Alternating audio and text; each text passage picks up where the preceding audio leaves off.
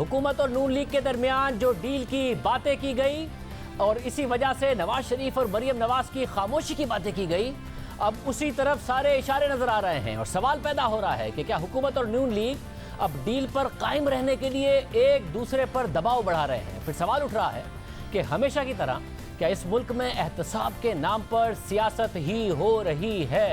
मरियम नवाज को नैब ने तलब किया तो उन्होंने खामोशी तोड़ दी। नवाज शरीफ को तोशाखाना केस में मफरूर करार देने की बात आई तो नवाज शरीफ मुतहर्रिक हो गए और आज हुकूमत ने नवाज शरीफ को मुल्क वापस लाने का ऐलान कर दिया। 2 दिन पहले खबरें आई कि नवाज शरीफ मुतहर्रिक हो गए हैं। उन्होंने बिलावल भुट्टो जरदारी से रब्ता किया, फिर उन्होंने 24 घंटे में 2 दफा मौलाना फजलुर रहमान से रब्ता किया। साथ ही यह खबरें भी सामने आई कि उन्होंने नून लीग की कमान अपने हाथ में ले ली है।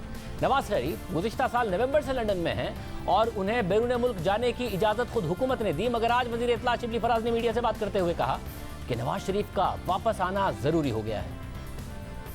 हम नैब को रिक्वेस्ट करेंगे कि फॉरेन ऑफिस के थ्रू इंग्लैंड की हुकूमत से उनको वापस भेजा जाए, क्योंकि हम ये समझते हैं कि उनको वापस लाना अब जरूरी हो गया है। और हम इस सिलसिले में जो भी हमारी हुकूमत, बिकॉज हुकूमत हमारी जाहिर है कि अदालतें सुपीरियर हैं, अदालतें फैसला करेंगी, लेकिन जो हुकूमत का फर्ज बनता है कि वो फैसिलिटेट करे, वो इनेबल करे उन लोगों को जिन्होंने के कानून को जो तलब है उनको लाया जाए। उन्होंने जो भी जवाबात देने हैं, जो उन्होंने किया है और जो अदालतों के सामने पेश हों और वही फिर डिटरमिन करेंगी। जिस तरह के इस्लामाबाद हाई कोर्ट ने भी फैसला किया है कि जब आप जमानत की एक्सटेंशन मांगते हैं तो आपको यहाँ पे होना चाहिए, तो कानून अपना रास्ता लेगा। लेकिन हम जो है तो हमारी अब कोशिशें और तेज हो गई हैं और हम इंशाअल्लाह वापस लाएंगे नवाज शरीफ साहब को। जब से नवाज शरीफ लंदन गए हैं मुसलसल डील की बातें होती रही हैं और ये कहा जाता रहा कि नवाज शरीफ को एक डील के तहत बाहर जाने दिया गया। वफाकी वजीर शेख रशीद ने पहले शहजाद इकबाल के प्रोग्राम नया पाकिस्तान में दावा किया कि नवाज शरीफ एक अंडरस्टैंडिंग के तहत बाहर गए। नवाज शरीफ ये गारंटी देकर गए कि इमरान खान की हुकूमत को 5 साल पूरे कराने में उन्हें कोई एतराज नहीं है। फिर 2 दिन पहले कहा कि नवाज शरीफ की अंडरस्टैंडिंग के तहत बाहर गए जो इमरान खान को समझ में नहीं आई। मैं नहीं समझता कि इमरान खान कहीं जा रहा है, और जो नवाज शरीफ वहाँ बैठा है वो गारंटी दे के गया कि 5 साल तक इमरान खान के रहने में उसे कोई इतराज़ नहीं। नवाज शरीफ लंदन जाने के बाद खामोश रहे, मरियम नवाज भी खामोश रही, मगर फिर अचानक नैब ने मरियम नवाज को 11 अगस्त को तलब किया तो मरियम नवाज ने भी खामोशी तोड़ दी। मरियम नवाज की नैब में पेशी पर हंगामा आराई हो गई और हुकूमत ने मरियम नवाज पर नैब पर हमले का इल्ज़ाम लगाया। मरियम नवाज ने हुकूमत पर इल्ज़ाम लगाया कि नैब के जरिए उन्हें नुकसान पहुँचाने की कोशिश की गई। उन्होंने प्रेस कॉन्फ्रेंस में अपनी खामोशी की वजह भी बताई और कहा कि उन्हें होस्टेज बनाया गया था। मेरे लिए बोलना आसान है, खामोश रहना मुश्किल है। मेरी वालदा चली गई इस दुनिया से, मेरे वालिद इतने बीमार हो गए कि उनकी ज़िंदगी का हमें उस वक्त पता नहीं था। डॉक्टर्स ने मेरे सामने, आप यकीन करें आज मैं वो दोहराना चाहती हूँ, सर्विसेज हॉस्पिटल में जब ये मुझे कोट लखपत से लेके आए अपने वालिद की इयादत के लिए, तो उस वक्त 5-7 डॉक्टर्स की मीटिंग चल रही थी और उन्होंने मेरे सामने मियाँ साहब को कहा कि जब हम रोज़ सुबह ऑफिस में आते हैं तो हम ये सोच के आते हैं ये पता नहीं फिर हमें आपको देखना नसीब हो या ना। ये मैं गवाह, चश्मदीद गवाह हूँ इस बात की। मेरे कानों ने सुना, मेरी आंखों ने देखा। मैं ही उनकी तीमारदारी करती थी, उनकी दवाइयाँ, इंजेक्शन सब मेरे पास होते थे। मुझे एक सोचे समझे मंसूबे के तहत मियाँ साहब के साथ नहीं जाने दिया। तो मैं इस नतीजे पे पहुँची हूँ कि मुझे इधर एज हॉस्टेज रखा हुआ था उन्होंने कि अगर मैं कोई बात करूं तो वहाँ पर वो मियाँ साहब को नुकसान पहुँचाने की कोशिश करें। उन्होंने कहा कि मैं खामोश क्यों। कभी हमने बोल के उनको एक्सपोज़ किया और कभी खामोश रह के हमने उनको ज़्यादा एक्सपोज़ किया, वरना वो कल ये कहते कि मैं तो बहुत करना चाहता था, मैं तो पाकिस्तान की किस्मत बदलना चाहता था, मैं तो दूध और शहद की नहरें बहाना चाहता था। ये ऑपोजिशन ने मुझे कुछ करने नहीं दिया। मुझे इस बात की आज खबर हुई कि मेरी जो खामोशी है या जो मियाँ साहब की खामोशी है वो इतनी गूंज रही है कि इनको कानों पे हाथ रखने पड़ गए। और फिर उसके बाद अचानक एक और पेशरफ्त हुई। तोशाखाना केस में एहतसाब अदालत ने नवाज शरीफ के नाकाबिल ज़मानत वारंट गिरफ्तारी जारी किए, उन्हें इश्तिहारी करार देने की कार्रवाई शुरू की, जिसके खिलाफ नवाज शरीफ इस्लामाबाद हाई कोर्ट चले गए, मगर अदालत ने नवाज शरीफ की जमानत पर सवालात उठा दिए और नवाज शरीफ की जमानत के हवाले से वजाहत तलब कर ली और पंजाब हुकूमत से कहा कि वो जमानत में तौसी के मामले को देखे। अदालत ने रिमार्क्स दिए कि इस अदालत ने नवाज शरीफ को जो जमानत दी थी वो गैर मौसर हो गई और अब वो मफरूर है। इसके बाद नवाज शरीफ के वकील ने इस्लामाबाद हाई कोर्ट से अपनी ही दरख्वास्त वापस ले ली। साथ ही इस दौरान नवाज शरीफ मुतहरिक भी हो गए। 2 दिन पहले उनकी लंदन में अपने बेटे हसन नवाज के हमरा एक तस्वीर भी सामने आई। नवाज शरीफ ने जमीयत उलमा इस्लाम के सरबराह मौलाना फजल रहमान से भी रब्ता किया, फिर पीपल्स पार्टी के चेयरमैन बिलावल भुट्टो ज़रदारी से रब्ता किया, फिर दोबारा मौलाना फजल रहमान से रब्ता किया और फिर ये खबरें सामने आई कि नवाज शरीफ ने पार्टी कमान अपने हाथ में ले ली है। गुज़िश्ता रोज़ एक्सप्रेस ट्रिब्यून में यह खबर सामने आई कि नून लीग के ज़राए ने यह बताया है कि ऐसा लगता है कि शहबाज शरीफ की जानिब से नवाज शरीफ की हिदायत पर अमल करने से मुआज़रत के बाद अब नवाज शरीफ ने पार्टी के मामलात अपने हाथ में लेना शुरू कर दिए हैं। इससे पहले अपोजिशन की जमातों के राब्ते हुए थे। बिलावल भुट्टो ने मौलाना फजल रहमान से मुलाकात की थी, फिर बिलावल भुट्टो और शहबाज शरीफ की मुलाकात हुई थी और इन मुलाकातों में यह तय पाया था कि ईद के बाद APC होगी, मगर ईद के बाद खामोशी रही। शहबाज शरीफ मंदिर से गायब रहे और नवाज शरीफ मुतहरिक हो गए और आज हुकूमत ने नवाज शरीफ को वापस लाने का ऐलान कर दिया है। खुद हुकूमत ने ही नवाज शरीफ को बैरून मुल्क जाने की इजाज़त दी थी। गुज़िश्ता साल अक्टूबर में जब नैब की हिरासत में नवाज शरीफ की तबीयत खराब हुई तो उसके बाद पंजाब हुकूमत ने मेडिकल बोर्ड बनाया। खुद वज़ीर आज़म ने डॉक्टर फैसल को नवाज शरीफ की तबीयत का पता करने भेजा और फिर फवाद चौधरी ने कहा कि वज़ीर आज़म ने काबीना को बताया कि उन्होंने आज़ाद ज़राए से तस्दीक कराई है नवाज शरीफ वाकई बीमार है। फिर हुकूमती इत्तेहादी काफ लीग के रहनुमा और स्पीकर पंजाब असम्बली चौधरी परवेज़ इलाही ने कहा कि उन्हें वज़ीर आज़म ने खुद कहा कि नवाज शरीफ की बीमारी का मामला संजीदा है, उन्हें भेज देना चाहिए।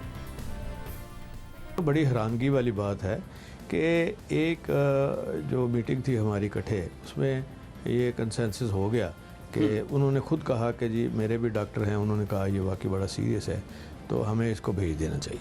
ये सीरियसनेस की बात किसने की कि मैंने खुद भी डॉक्टरों से कहा? ये तो इमरान खान साहब ने की। अच्छा ठीक। मैंने जब उनको बताया ना जी, मैंने कहा जी ये आपके मुंह पे तो लोग ये बात नहीं करते कि पता नहीं आप माइंड ना करें। मैंने कहा जी ये डॉक्टर जो हैं ये सारा मुझे पता है, मैं तो खुद इनसे रिपोर्ट लेता हूँ। कहते नहीं आपकी बात सही है, मेरा भी एक डॉक्टर है शौकत खानम का, डॉक्टर फैसल है, वहाँ पे है, उसने भी ये रिपोर्ट दी है। परवेज़ इलाही ने यह बताया कि वज़ीर आज़म ने भी उन्हें कंफर्म किया, जब परवेज़ इलाही ने कंफर्म किया कि वो बीमार हैं, कि नवाज शरीफ वाकई बीमार हैं। फिर हुकूमत ने खुद नवाज शरीफ को बैरून मुल्क जाने की इजाज़त दी। फिर वज़ीर आज़म और वुज़रा ने नवाज शरीफ के सेहत पर दोबारा सवाल उठाना शुरू कर दिए कि वो बीमार ही नहीं है, रिपोर्ट झूठी हैं। फवाद चौधरी ने भी ये बात की तो वज़ीर सेहत पंजाब यास्मीन राशिद ने कहा कि सारी रिपोर्ट्स मेरे सामने बनी और दुरुस्त है। इसके बाद से मुसलसल ये खबरें सामने आती रही कि नवाज शरीफ एक डील के तहत बैरून मुल्क गए हैं, मगर नवाज शरीफ खामोश रहे, मरियम नवाज भी खामोश रहीं। फिर जब मरियम नवाज को नैब ने तलब किया तो वो बोलने लगी। नवाज शरीफ को इश्तिहारी करार देने की बात हुई तो वो भी मुतहरिक हो गए और अब हुकूमत नवाज शरीफ को वापस लाने का ऐलान कर रही है। नून लीग के रहनुमा हसन इकबाल हमारे साथ मौजूद है। हसन इकबाल साहब बहुत शुक्रिया। हसन इकबाल साहब ये जो बातें हुई हैं, मरियम नवाज को नैब ने बुलाया तो वो बोल पड़ी, नवाज शरीफ साहब मफरूर करार दिए गए तो वो मुतहरिक हो गए और फिर हुकूमत ने ऐलान कर दिया कि उन्हें वापस बुलाया जाएगा, तो ये सारी डील थी जो टूटती नजर आ रही है। देखिए, पहला सवाल तो ये पैदा होता है शाहजेब कि वो डील क्या थी और किसने की है। नवाज शरीफ साहब मुस्लिम लीग नून की हुकूमत में तो नहीं गए, तमाम इंटेलिजेंस एजेंसीज वजीर आजम के ताबे थीं। शौकत खानम हॉस्पिटल के तमाम डॉक्टर्स उनकी निगरानी में काम कर रहे थे और सबसे बढ़कर ये कि पंजाब के अंदर उनकी अपनी हुकूमत है जिसकी वजीर सेहत उनके इलाज की निगरानी कर रही थी। अब अगर नवाज शरीफ साहब किसी डील के तहत गए, या तो हुकूमत एतराफ़ करे कि उसने कोई डील की थी, और अगर हुकूमत ने डील नहीं की थी और वो समझती है कि उसको धोखे में रख के वो चले गए हैं, तो क्या उसने अपनी सूबाई वजीर सेहत को बरतरफ किया है? वो डॉक्टर साहब के जो शौकत खानम से नवाज शरीफ साहब के तमाम इलाज की निगरानी करके तस्दीक कर चुके थे कि वो बहुत लाइफ थ्रेटनिंग कंडीशन में है, उनको तो मुशीर सेहत लगा दिया गया है। तो पहले तो हुकूमत उन तमाम लोगों को फारिग करे जो नवाज शरीफ साहब की इलाज के से मुताल्लिक थे और उनके बाहर जाने के लिए रिपोर्ट जिन्होंने दी। अगर ऐसा वो नहीं करती तो फिर इस पे वो बिला वजह सियासत कर रही है, और मैं समझता हूँ कि ये एक अच्छी बात नहीं कि एक बीमार शख्स की सेहत के हवाले से दोबारा सियासत की जाए। इससे पहले उनकी अहलिया की बीमारी पर यही हुकूमत के लोग, इसी के वजीर और मुशीर ऐसे गैर जिम्मेदाराना बयान देते रहे कि बाद में फिर ये मुंह छुपाते फिर रहे थे। मगर ऐसे इकबाल साहब, अब ज़ाहिर परवेज़ इलाही साहब ने भी बताया, फवाद चौधरी साहब ने भी बताया कि वजीर आज़म ने कहा खुद के मैंने वेरीफाई कराया है वो बीमार हैं, मगर जो बाहर भेजने का मामला है ये तो वजीर आज़म ने नहीं कहा कि वो बाहर भेजना चाहते हैं। इस पर शेख रशीद साहब ने जो बताया है कि जो अंडरस्टैंडिंग थी वो इमरान खान से नहीं थी, वो इदारों से थी, और फिर उस अंडरस्टैंडिंग का नतीजा था कि 5 साल पूरे करेंगे, मरियम नवाज खामोश रहेंगी और मरियम नवाज बाहर जाना चाहती थी। तो ये सारा का सारा मामला इमरान खान ने नहीं, किसी और ने डील किया। देखिए, मैं इनके वज़रा के बयानात को देख के बहुत परेशान होता हूँ और बहुत इंजॉय भी करता हूँ। इससे पहले वजीर आजम साहब खुद कह चुके थे कि ये इशराफिया ने लॉकडाउन किया है और मुझे पता नहीं लगा।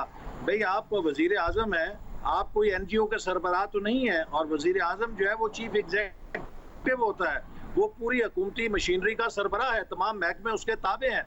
और अब नवाज शरीफ साहब बाहर चले गए और वजीर आजम साहब को असल सूरत हाल पता ही नहीं चली, तो ये किस किस्म के वजीर आजम है, ये किस किस्म के चीफ एग्जीक्यूटिव है पाकिस्तान के? ये कोई टिम्बकटू रिपब्लिक है जिसके वजीर आजम है कि जिसको पता ही नहीं उसके नीचे सब कुछ हो रहा है? ये पाकिस्तान है, एक न्यूक्लियर पावर है, इसमें वजीर आजम बहुत बाखबर होता है, हर चीज को जानता है। तो बजाय इसके कि ये मुख्तलिफ इदारों की तरफ या मुख्तलिफ कुव्वतों की तरफ मिलाइन करने का इशारा करें, और ये मैं समझता हूँ कि जो इनके दर पर्दा है, ये चाहते हैं कि कोई मुल्क के दीगर जो इदारे हैं उनको मुलव्वस किया जाए, उनको इल्ज़ाम दिया जाए। नवाज शरीफ साहब के बाहर जाने की तमाम तर जिम्मेदारी हुकूमत के ऊपर थी, हुकूमत ने तस्दीक की, और मैं ज़ाती तौर पे जानता हूँ कि इन्होंने इंटेलिजेंस एजेंसीज को यहाँ तक पड़ताल करने का हुक्म दिया कि वो डॉक्टर्स जो उनका इलाज कर रहे थे उनके बैंक अकाउंट्स चेक किए गए, उनको इंटेरोगेट किया गया, हर तरीके से तसल्ली की गई कि कोई मामले में गड़बड़ तो नहीं है।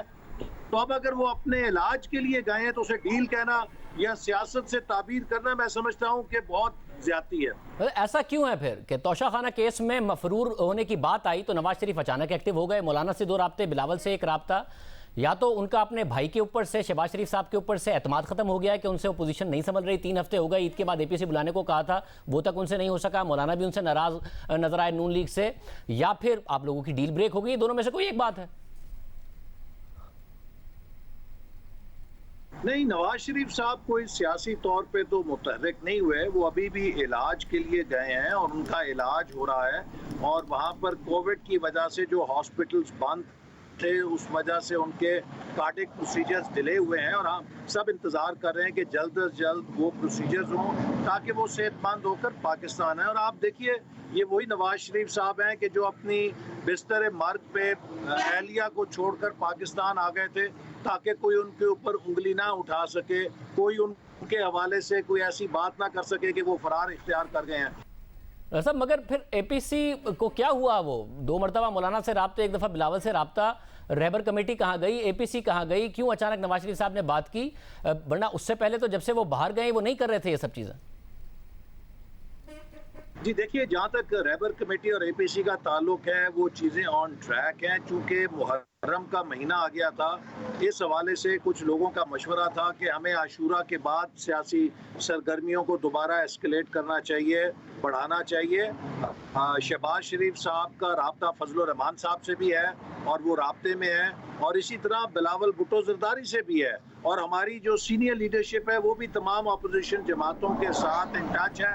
आपको मालूम है कि जब फैटफ की कानून साजी हो रही थी उस मौके पर JUIF को कुछ शिकायत और तहफ़्फ़ुज़ात पैदा हुए थे जिनको हमने रफ़ा किया, उनको क्लैरिफाई किया, और अब इंशाल्लाह जल्दी आशूरा के बाद रहबर कमेटी और APC का इजलास होगा, और जब ये सब डेवलपमेंट्स होंगी तो लोगों को यकीन आ जाएगा कि वो सारी जो डिसइंफॉर्मेशन हुकूमत की तरफ से फैलाई जाती थी वो ऐसे ही है।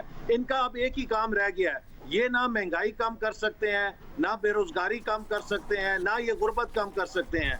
ये रोजाना कीचड़ उछाल सकते हैं, ये रोजाना एक दुर्फिंतरी छोड़ सकते हैं, ये रोजाना कोई एक नई डिसइंफॉर्मेशन छोड़ सकते हैं ताकि लोगों की तवज्जो उस तरफ लगी रहे। हम इनकी तवज्जो बार बार इनकी कारकर्दगी पे लाते रहेंगे।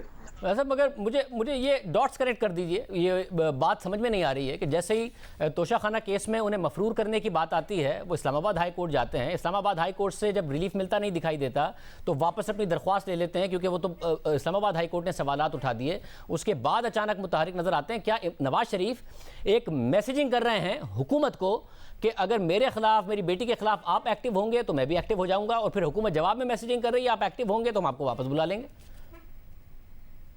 नहीं, ऐसी कोई बात नहीं है। देखिए, जो नवाज शरीफ साहब की बेल लाहौर हाई कोर्ट ने ली थी तो उसके अंदर एक मुफस्सल अरेंजमेंट तय किया गया था कि किस तरीके से उनकी जो मेडिकल कंडीशन है उसकी हुकूमत तस्दीक कर सकती है, उसको वेरीफाई कर सकती है, और वहाँ पर जो हमारा हाई कमीशन है उसको भी रोल दिया गया था। तो नवाज शरीफ साहब इस वक्त वहाँ जो अपना इलाज करा रहे हैं वो कोई किसी और प्लैनेट पे तो नहीं करा रहे। हुकूमत किसी वक्त भी अपने ज़राए से उसकी तस्दीक कर सकती है।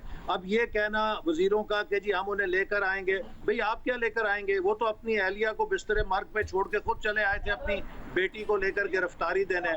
तो आप तो अपनी बात करें, जब आप यहाँ मुल्क से फरार होंगे तो आप वापस कैसे आएंगे? वैसे तो आपको फरार नहीं होने दिया जाएगा जो आप लोगों ने इस मुल्क के साथ हशर किया। लिहाजा ये जो बेतुकी बातें हैं, नवाज शरीफ साहब इस वक्त अपना इलाज करा रहे हैं, और इलाज करा के जब वो वापस आएंगे उनकी वापसी के वजन से तो ये वैसे ही कांपते हैं। ये तो सुबह शाम दुआएं करते हैं कि वो बाहर ही रहें, और कहीं मुल्क के अंदर आ गए तो हमारा क्या हशर होगा। हशर क्या होना है? नवाज शरीफ वापस आएंगे, जेल में डाल देंगे। शहबाज शरीफ साहब कारकुनों को लेकर एयरपोर्ट भी नहीं पहुंच पाएंगे, तो हशर क्या होना है? नवाज शरीफ साहब का शहबाज शरीफ साहब पर एतमाद है, या मौलाना की तरह वो भी नाराज हो गए हैं कि मेरे भाई से अपोजिशन नहीं हो रही है? नहीं, ऐसी कोई बात नहीं, उनका मुकम्मल एतमाद है। और आपको मालूम है कि नवाज शरीफ साहब और शहबाज शरीफ साहब एक टीम का नाम है। सिर्फ ये दो भाई नहीं है, बल्कि नीचे पूरी पार्टी की क़यादत जिसमें हम सब शामिल हैं उस टीम का हिस्सा हैं। PMLN एक चट्टान है, एक टीम है। इसके अंदर ये फर्क करना कि नवाज शरीफ साहब कुछ और हैं, शहबाज शरीफ साहब कोई और हैं, या जैद और बकर कोई और है, ये मुनासिब नहीं है। We are one party, we are one force and we are united. बहुत शुक्रिया हसन इकबाल साहब हमारे साथ मौजूद थे।